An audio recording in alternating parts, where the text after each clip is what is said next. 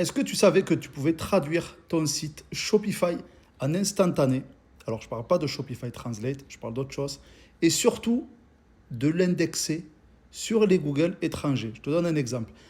Tu vas pouvoir traduire ta boutique en espagnol, en italien, en arabe, en russe, etc.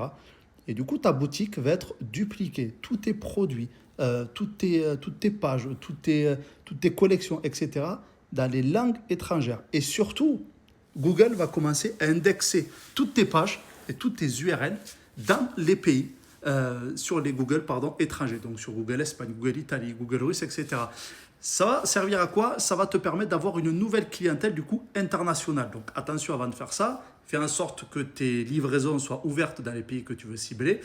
Et là, tu peux le faire grâce à un outil qui est génial. Moi, je ne suis pas affilié chez eux, j'utilise depuis très longtemps et je crois que c'est français en plus. C'est Weglot, W-E-G-L-O-T. W-E-G-L-O-T. Si quelqu'un peut le mettre en commentaire, ça serait top. C'est Weglot. C'est une extension, tu as juste à l'installer. Bien entendu, c'est payant. Tu as une version qui est gratuite. Je crois que c'est une langue, c'est gratuit. Tu l'installes et c'est tout. Tout va se faire automatiquement.